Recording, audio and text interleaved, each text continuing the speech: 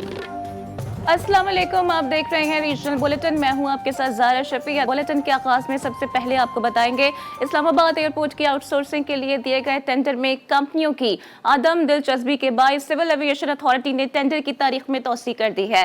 Islamabad international airport की outsourcing के लिए टेंडर की तारीख में 2 माह की तौसी की गई है। हाशिर खटक से मजीद मालूमात हासिल करते हैं। हाशिर, आपके पास क्या डिटेल्स है?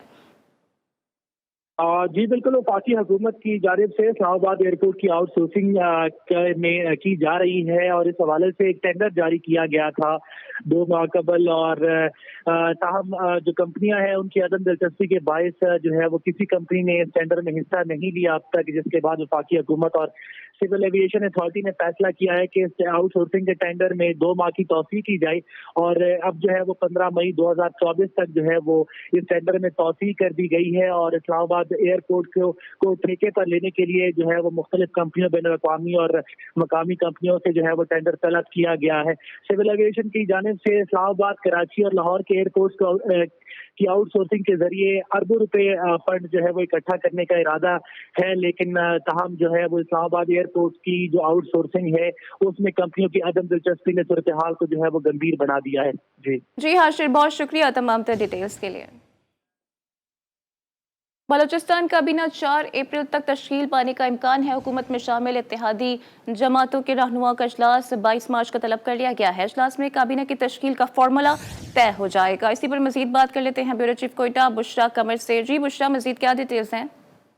जी, हुकूमत में शामिल इत्तेहादी जमातों के रहनुमाओं का इजलास जो है वो 22 मार्च को तलब किया गया है, जिसमें काबीना की तश्कील का फार्मूला तय पाया जाएगा। सूबाई काबीना में 14 वजीर और 5 मुशीर जो हैं वो शामिल होंगे, जिनमें बताया जा रहा है कि तमाम के तमाम एक ही फेज में जो है वो हल्फ उठाएंगे।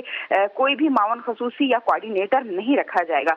बलूचिस्तान की 14 रुकनी काबीना में PPP और मुस्लिम लीग नून के 6 वजीर जो है वो होने का इम्कान है, जबकि एक वजीर जो है वो ANP और BAP का होगा। इसी तरह 2 मुशीर जो हैं वो PPP और मुस्लिम लीग नून के होंगे, जबकि एक मुशीर जो है वो ANP का होगा।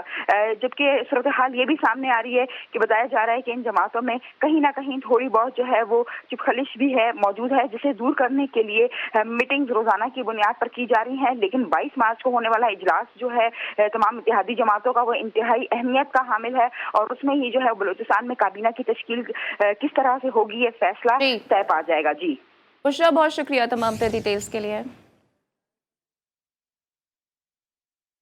कराची के इलाके नॉर्थ नाजाबाद लंडी कोटला चौरंगी के करीब गाड़ी से मिलने वाली लाश की शनाख्त कर ली गई है। पुलिस के मुताबिक मकतूल मुरसिल कॉल सेंटर में मुलाजमत करता था। मकतूल मुरसिल ने खुदकुशी की या उसे कत्ल किया गया, तफ्तीश शुरू कर दी गई है। इस हवाले से मजीद बता रहे हैं सौलत जाफरी। सौलत, क्या मालूम हो सका है मजीद? आज भी कुछ वक्त मैं मौजूद हूँ लंडी कोतल चौरंगी पे, जहाँ आज सुबह इंतहाई अफसोसनाक वाक़या पेश आया है। मेरे अकब में दिखाई देने वाली इस गाड़ी से जो है वो 25 साला नौजवान मुरसल सिद्दीकी की लाश जो है वो बरामद हुई है। इब्तदाई तौर पर पुलिस हुकाम की जानिब से बताया गया है कि गाड़ी से गोली का सिक्का मिला है, जो कि सीट में पेवस्त था, और मुरसल को जो है वो एक गोली जो है वो उसकी मौत का सबब बनी है। जो मुरसल की लाश है वो गाड़ी की ड्राइविंग और पैसेंजर सीट से नहीं बल्कि पीछे वाली पैसेंजर सीट से मिली है। गाड़ी के अंदर मुरसल की चप्पल और सिगरेट के कुछ पैकेट्स जो है वो मौजूद हैं। इब्तदाई तौर पर पुलिस हुकाम की जानिब से बताया गया है कि यहाँ पे मौजूद जो सिक्योरिटी गार्ड था उसने बताया है कि जब गाड़ी को मशकूक जाना, काफ़ी देर से गाड़ी खड़ी हुई थी, तो उसने 15 पर इतला दी, जिसके बाद पुलिस मौके पर पहुंची है। और पुलिस ने मौके पर पहुंचने के बाद ही जो है वो गाड़ी से लाश बरामद की है। जाए हुआ क्वास से क्राइम सीन यूनिट ने तमाम तर शवाहिद इकट्ठे कर लिए हैं और मुख्तलिफ पहलुओं से वाक़े की तफ्तीश का भी आगाज़ कर दिया गया है। जी आगे बढ़ते हैं। इस्लामाबाद में अवाम की सहूलत के लिए पार्क रोड की मरम्मत और वसी करने का मंसूबा तो शुरू हो गया है, लेकिन अब यही मंसूबा शहरियों के लिए अजाब बन चुका है। पिछले 10 साल हो चुके हैं, लेकिन अभी तक यहाँ पर काम मुकम्मल नहीं हो पाया है। मोहम्मद दानिश से मजीद मालूमात हासिल कर लेते हैं।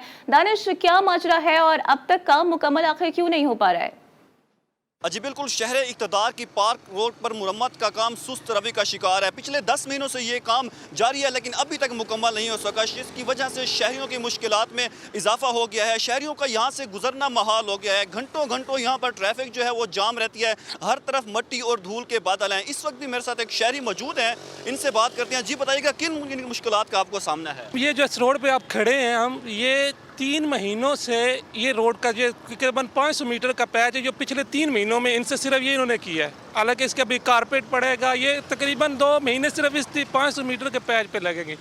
इसके पीछे आप NARC के सामने जाएं, वहाँ पे इन्होंने एक जो साइड का एक जो 200 मीटर का पैच था उन्होंने 4 महीनों में बनाया है। तो PM साहब से गुजारिश है कि काइंडली इसको देखें। ये काम हम लोग ज़हनी अज़ियत का शिकार हो गए। सुबह ऑफिस निकलते हैं तो बुखार चढ़ जाता है, हम सोचते हैं कि ये कैसे हम ऑफिस जाएंगे, क्योंकि 2-2 घंटे यहाँ पे ट्रैफिक जैम रहती है। जी बिल्कुल, शहरियों का यही कहना है कि घंटों घंटों ट्रैफिक जाम रहती है, जिसकी वजह से ना सिर्फ उनके वक्त का ज़िया होता है बल्कि आए दिन उनकी मुश्किलात में भी इजाफा हो रहा है। लिहाजा शहरी हुकूमत से यही मुतालबा करते हैं कि इस रोड की मुरम्मत का काम जल्द अज जल्द पूरा किया जाए। जी,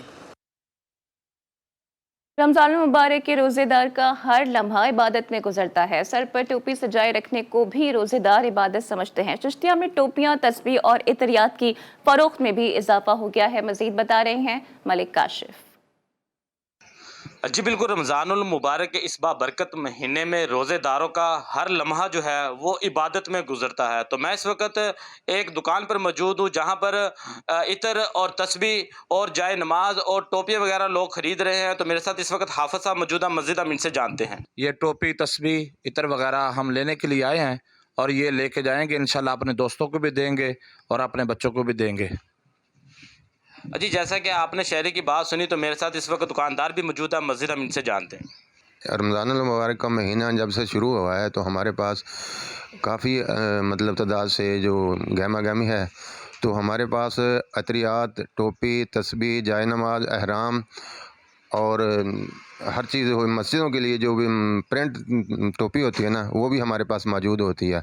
तो इतर सरकार सल्लल्लाहु अलैहि वसल्लम की सुन्नत मुबारक है, लगाना और देना भी तोहफ़ा जो है वो सरकार की सुन्नत है।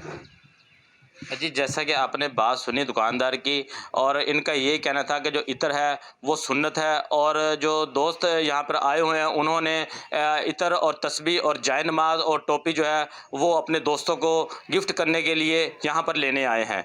जी, लियाकतपुर में वफाकी हुकूमत की तरफ से यूटिलिटी स्टोर्स पर रमज़ान पैकेज भी आवाम को रिलीफ फराहम ना कर सका। यूटिलिटी स्टोर्स पर ऑयल तो है पर घी नहीं, दाल तो है मगर आटा नहीं, पत्ती तो है मगर चीनी नहीं। रिपोर्ट करेंगे अरशद घुमन। लियाकतपुर में रमज़ानुल मुबारक के इस बाबरकत महीने में वफाकी हुकूमत की तरफ से यूटिलिटी स्टोर्स पर आवाम को दिया जाने वाला सस्ता रिलीफ पैकेज कोई रिलीफ ही न दे सका। यूटिलिटी स्टोर्स पर अशिया ज़रूरिया, आटा, घी, चीनी नायाब हो गयी। यूटिलिटी स्टोर पर वीरानी का मंजर है। शहरी खाली हाथ लौटने पर मजबूर हैं। घी वगैरह, चीनी वगैरह यहाँ पर है ही नहीं। जो चीज़ें रहती हैं वो महंगी है। बाजार के निस्बत यहाँ पर एक चीज़ है, ये है कि जो चीज़ वहाँ से मिलती है 430 रुपये का घी है, यहाँ पर अपना 365 रुपये का घी है, वो यहाँ पर अवेलेबल ही नहीं है। और चीनी का ज़रूरत होता है, घी का ज़रूरत होता है। जिस टाइम आवाम को ज़रूरत, जिस चीज़ का ज़रूरत होता है वो तो होता ही नहीं। हमें 3 से 4 दिन हो गए हैं यूटिलिटी स्टोर पे आ रहे हैं, ना इधर कोई आटा आ रहा है, ना इधर कोई सस्ता घी है। बाजार की तरफ हम जाते नहीं, हम गरीब बंदे यहाँ से मिल जाएगा, यहाँ पे कुछ भी नहीं दे रहे। शहरियों ने वफाकी हुकूमत से मुतालबा किया कि रमज़ानुल मुबारक के रहमत वाले महीने में आवाम को यूटिलिटी स्टोर्स पर तमाम अशिया ज़रूरिया वाफिर मकदार में फराहम की जाएँ। कैमरा टीम के साथ अरशद घुमन, GTV न्यूज़, लियाकतपुर। उमरकोट में रमज़ान मुबारक की आमद के साथ ही फल भी महंगे कर दिए गए हैं। अवाम को मुश्किलात का सामना करना पड़ रहा है। फल की कीमतों में इजाफे के बायस शहरी 1 किलो की जगह आधा किलो या 1 पाव खरीदने लगे हैं। रिपोर्ट करेंगे सैफुल्लाह मंगरियो। रमज़ानुल मुबारक में मुनाफाखोर सरगर्म। फल फरोशों ने सारे साल की कसर इसी महीने निकालने की भरपूर तैयारी कर ली। रमज़ान से कबल 40 रुपए में फ़रोख्त होने वाला खरबूजा अब भी 150 से 200 रुपए फ़ी किलो में फ़रोख्त हो रहा है। दर्जा अव्वल सेब 400 रुपए फ़ी किलो में फ़रोख्त हो रहा है। ये छोटा दाना आ रहा है, ये भी 100 से 150 रुपए किलो चल रहा है। ये दोआना जो मिला है हमारे को, ये 1100 रुपए का दाना, 3 से 4 किलो वजन है। भाई हम तो यही कहेंगे, इधर छाए वो 300 रुपए किलो है, और ये जो और गिदरे हैं और जो अमरूद है और नारंगी है, ये सारे 300-400 रुपये। और गरीब बंदा क्या करे बेचारे, जो 100 रुपये कमाते 300 रुपये कमाते, वो रोज़ा किस में खोले। सब्जी मांगी है और फ्रूट मांगे, हर चीज़ मांगी है, गरीब के पहुंच से दूर है। जो चीज़ 50 रुपये की मिलती है वो अभी 150 रुपये की मिल रही है। अभी मैं घर से निकला हूँ, कल की मार्केट की रेट ये थी, ये 50 रुपए की जो चीज़ मिल रही थी आज 150 रुपए की मिल रही है। प्राइस कंट्रोल कमेटी न होने की वजह से मार्केट में मौजूद नाजायज़ मुनाफाखोर माल महंगा फरोख्त कर रहे हैं। शहरों ने इंतजामिया से मुतालबा करते हुए कहा है कि मुनाफाखोरों के खिलाफ सख्त से सख्त एक्शन लिया जाए। कैमरा टीम के साथ सैफुल्लाह मंगरियो, GTV न्यूज़, उमरकोट। ठट्टा में माह सियाम में मांडा पट्टी की तलब में कई गुना इजाफा हो जाता है। बैरून शहर से आए हुए मजदूर दहकती आग पर रखे कई फुट बड़े तवे पर इंतहाई महारत के साथ आटा गूंदकर मांडा की कच्ची रोटी बनाकर उसे मुख्तलिफ साइजेस में पट्टियों की शक्ल में काटते हैं। इस हवाले से आपको मजीद रिपोर्ट करेंगे अब्दुल अजीज जोगी। ठट्टा में माह रमजान में मांडा पट्टी का कारोबार जोरों पर है, क्योंकि अफ्तार दस्तरखान पर समोसे, रोल हर एक की पसंद हैं। बैरून शहर से आने वाले मजदूर मांडे की पतली परतें बनाते हैं। गंदुम के आटे का एक मुरक्कब मशीन की मदद से गूंद कर तेल लगाकर बाहर निकाला जाता है और फिर बड़ी गोल पर तय बनाई जाती हैं, जिन्हें मसलस और मुस्ततिल शक्ल में काट लेते हैं, जो समोसे और रोल के लिए बैरूनी परत के तौर पे फरोख्त होते हैं। पट्टियाँ बनाते हैं समोसे की और रोल की पट्टियाँ बनाते हैं और मुनासिब दाम में जो है वो 180 रुपए किलो हमें यहाँ से मिलती है। महंगाई के दौर में ये 180 रुपए किलो के हिसाब से पट्टी देते हैं। पिछले साल भी हमारा ये रेट था और अब भी यही रेट है। माह सयाम में मांडा पट्टी की तलब में कई गुना इजाफा हो जाता है। अब्दुल अजीज जोगी, GTV न्यूज़, ठट्टा। वज़ीर आज़म की ज़ेरे सदारत खुसूसी सरमाकारी कौंसिल की अपेक्स कमेटी का इजलास शुरू हो गया है। इजलास में सिविल और अस्करी क़यादत शरीक हैं। वज़ीर आला KP के ताहाल इजलास में नहीं पहुंचे हैं। इसी हवाले से मजीद बात कर लेते हैं तहती ब्यूरो चीफ इस्लामाबाद इंतज़ार हैदरी से। इंतज़ार, इजलास का एजेंडा क्या है और क्या वज़ीर आला KP ने इजलास का बाइकआउट कर दिया है? खुसूसी सरमाकारी सहूलत कौंसिल की अपेक्स कमेटी का तारुफी इजलास है और ये इस मुंतखब हुकूमत के बाद पहला इजलास है। वज़ीर आज़म शहबाज शरीफ इस एपेक्स कमेटी के इजलास की सदारत कर रहे हैं। इजलास में सिविल और आला अस्करी हुकाम शरीक हैं। वज़ीर आला पंजाब मरियम नवाज, वज़ीर आला बलूचिस्तान सरफराज बुगटी इस इजलास में शरीक हैं। वज़ीर आला सिंध मुराद अली शाह भी इस इजलास में शरीक हैं, लेकिन वज़ीर आला खैबर पख्तूनख्वा दावत के बावजूद ताहाल नहीं पहुँचे हैं। वफाकी वज़रा भी एपेक्स कमेटी के इजलास में शरीक हैं। ये तारुफी इजलास है।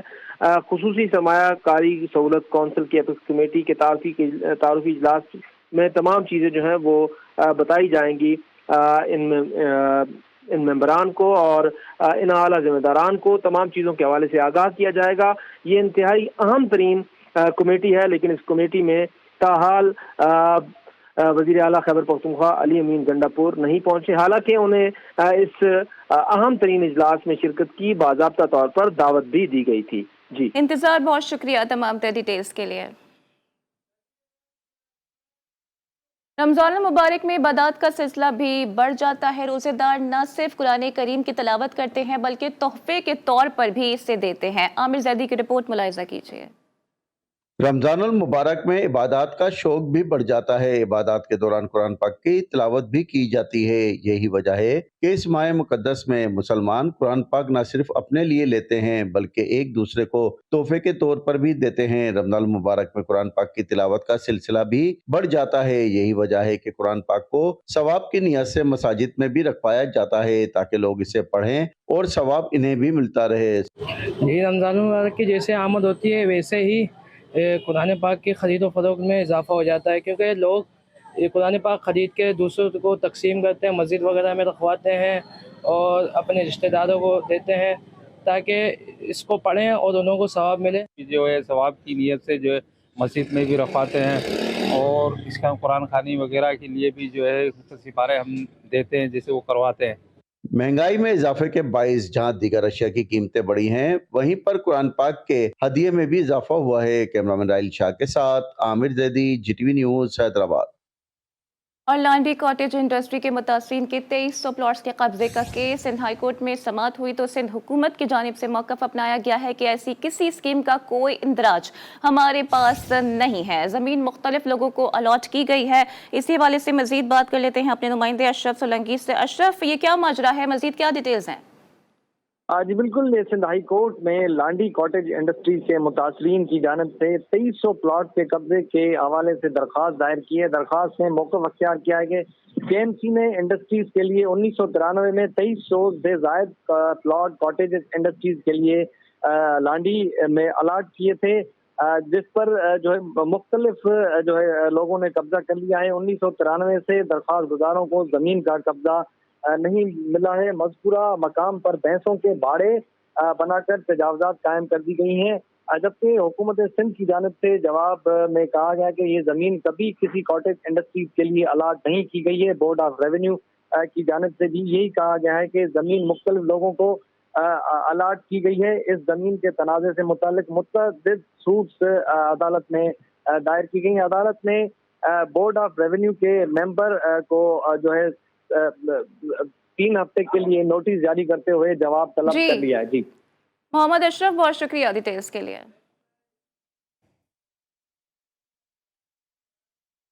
और सरगोदा में घरेलू मुलाजमीन पर बहिमाना तशद्दुद का एक और अफसोसनाक वाकया पेश आया है। 30,000 रुपए चोरी के इल्जाम पर मुलाजिम मियाँ बीवी को मालिका ने तशद्दुद का निशाना बनाया है। इसी पर मजीद बात कर लेते हैं, हमारे नुमाइंदे हमें ज्वाइन कर रहे हैं जावेद शाह। जावेद शाह, अपडेट कीजिएगा कि क्या सूरत हाल है अब और इंसाफ का मुतालबा किया गया है, क्या कोई नोटिस लिया गया है वजीर आला पंजाब मरियम नवाज की जानिब से?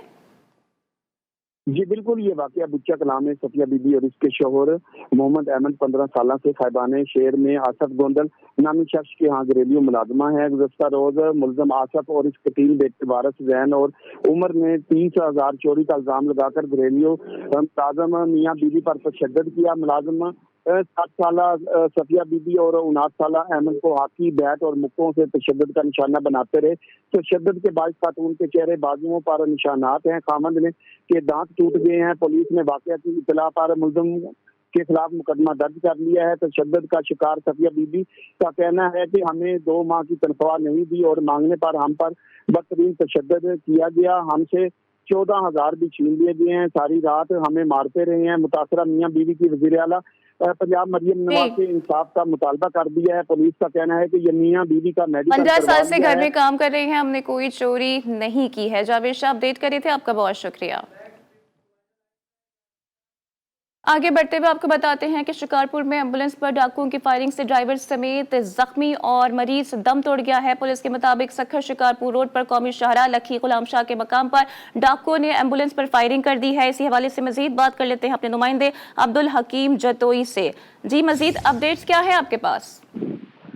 हाँ जी बिल्कुल, शिकारपुर जिले भर में बदअमनी का जो है गढ़ बन चुका है। शिकारपुर जिला आए रोज चोरी, डकैती और अगवा की वारदातों में इजाफा देखने में आ रहा है। इस सिलसिले में आज डाकुओं ने लकी गुलाम शाह कौमी शाहरा पर नाका लगाकर लूटमार कर रहे थे। इस दौरान एम्बुलेंस ने जो वहां से गुजर रही थी उस पर डाकुओं ने इशारा दिया रोकने के लिए, लेकिन गाड़ी न रुकी, जिसके बाद डाकुओं ने अंदाजन गाड़ी पर फायरिंग कर दी, जिसके बाद ड्राइवर और एक जो उसमें मरीज तेमादार साथ था वो जख्मी हो गए। उसके बाद डाकुओं ने लूटमार करने के बाद वहां से फरार हो गए। मैं आपको बताऊं कि जो इस पर उनमें एम्बुलेंस में जो मरीज मौजूद था, जो पुलिस एहलकार था, उसको बर वक्त जो वहां अस्पताल में नहीं पहुंचाया गया, वो रास्ते में ही दम तोड़ गया। मैं आपको बताऊं कि शिकारपुर जिले में बदअमनी उरूज पर पहुंच चुकी है। जी बताइएगा कि बदअमनी की अब ये सूरत हाल हो रही है कि एम्बुलेंसेस को भी टारगेट किया जा रहा है, क्या कोई एक्शन लिया गया है अब तक इस हवाले से? जी, इस हवाले से मैंने कई बार एसएसपी से भी बात करने की कोशिश की, लेकिन उससे कोई रास्ता नहीं हो पाया है। पुलिस जो है बिल्कुल नाकाम हो गई है। आए रोज हर जगह पे गुज़िश्ता रोज भी 4 जो है शहरियों को अगवा कर लिया, लेकिन पुलिस का कहीं भी कोई रोल नजर नहीं आ रहा है, जिसके बाद शहरी जो है खौफ में मुब्तला हो गए। शहरी काफी मरतबा एहतजाज भी कर चुके हैं और अपनी बाजारें भी बंद कर चुके हैं, लेकिन अमन अमान के हवाले से कोई भी पुलिस का बेहतर किरदार नजर नहीं आ रहा है। जी अब्दुल हकीम जतोई, बहुत शुक्रिया तमाम डिटेल्स के लिए।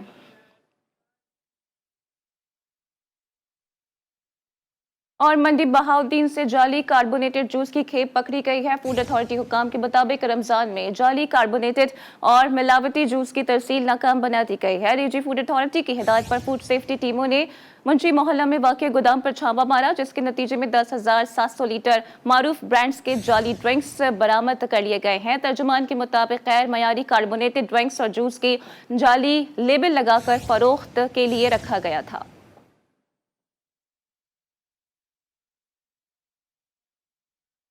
उधर मर्दान में जाली अद्वियात की फरोख्त में मुलव्विस नासिर के खिलाफ FIA ने क्रैक डाउन शुरू कर दिया है। डिप्टी डायरेक्टर नईम खान की जेर निगरानी में छापामार कार्रवाई में गैर रजिस्टर्ड और जाली अद्वियात की फरोख्त में मुलव्विस मजमूई तौर पर 5 मेडिकल स्टोर्स को सील कर दिया गया है। तर्जुमान के मुताबिक ड्रैप हुकाम के मुताबिक कार्रवाई मालकन मर्दान और THQ तख्त भाई के करीब की गई। छापों के दौरान भारी मिक़दार में मुश्तबा जाली अद्वियात बरामद कर ली गई। और तंगवानी में डाकुओं के हाथों टीचर अल्लाह रखियो तंगवानी के वरसा को इंसाफ न मिल सका। पुलिस नामजद मुल्जिमान जफरुल्लाह प्यारो, अब्दुल करीम, नसरुल्लाह प्यारो में से किसी को भी गिरफ्तार ना कर सकी। वाक़े के खिलाफ मुख्तलिफ शहरों में असाज़ा तंजीमों की जानिब से कातिलों की गिरफ्तारी के लिए मुजाहिरे भी शुरू हो गए हैं। मुजाहिरीन के मुताबिक पक्के में रहने वाले मुल्जिमान को पुलिस गिरफ्तार नहीं कर पा रही है तो कच्चे के डाकुओं को कैसे गिरफ्तार करेगी और उनका खात्मा फिर कैसे होगा। उधर फैसलाबाद में फसल पर काम करते शख्स के कत्ल में मुलव्विस अफराद अब तक गिरफ्तार ना हो सके। पुलिस मजलूम बेवा को इंसाफ फराहम करने से गुरेजा नजर आती है। थाना चक झुमरा में पुरानी मुकदमा बाजारी की रंजिश पर मोहम्मद इब्राहिम नामी शख्स को फसलों को पानी लगाते हुए कत्ल किया गया। अजीज भट्ट की रिपोर्ट मुलाहिजा कीजिए।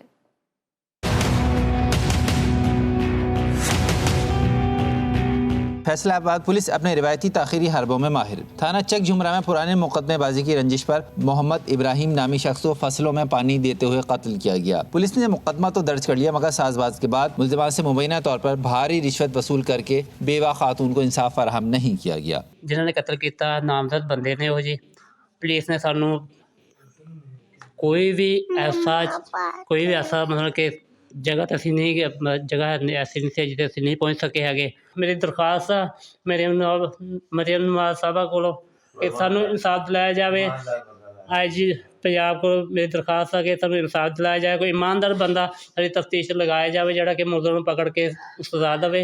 मुलजम आज़ाद फिर रहे हो तो उल्टे धमकियाँ लगा रहे हैं। पुरसा के मुताबिक पुलिस ने मुल्जिमान से साजबाज के बाद मकतूल के भाई को बयान कलमबंद कराने के लिए बुलाया और गैर कानूनी हिरासत में तशद्दुद भी किया। मकतूल इब्राहिम अपने घर का वाहिद कफील था और खेती बाड़ी करके अपने बच्चों का पेट पाल रहा था। बाप के जाने के बाद घर में फाके पड़ने लगे। बेवा खातून ने वज़ीर आला IG पंजाब और RPO फैसलाबाद से नोटिस लेने का मुतालबा किया है। अभी खबर शामिल करते हैं गोटकी से, जहां अमन की फिजा बहाल ना हो सकी। जराये के मुताबिक गोटकी मोटरवे M5 की डाकुओं ने हिफाजती जालियां, स्ट्रीट लाइट, बैटरी कैमरे चोरी कर लिए हैं। जराये के मुताबिक इलाके में बड़े ऑपरेशन की भी तैयारी कर ली गई है। मजीद बता रहे हैं मोहम्मद फहीम। जी बिल्कुल, इस वक्त मैं घोटकी मोटरवे M5 पर जो है मौजूद हूँ। अगर बात की जाए घोटकी की अमन अमान की सूरत हाल की, तो अमन अमान की सूरत हाल इस वक्त जो है इंतहाई तशवीशनाक है। पर अगर बात की जाए घोटकी मोटरवे M5 की, तो घोटकी मोटरवे M5 के जो इस वक्त जो स्ट्रीट लाइटें थी, जो उसके सेफ्टी की वजह से जालियाँ लगाई गई थी और जो यहाँ पर गार्डर लगे हुए हैं, जो दूसरी जानिब वो भी जो मेरा कैमरा मैन अगर आपको दिखा सके तो वो भी जो डाकू हैं वो काट कर ले गए हैं और जो यहाँ पे लाइटें थी वो भी यहाँ से उखाड़ कर ले गए हैं। और जो डाकू हैं वो आए रोज़ यहाँ पर डकैती की वारदातें करते हैं। इसके साथ ही न्यूज़ बुलेटिन से फिलहाल इतना ही। देखते रहिए GTV न्यूज़।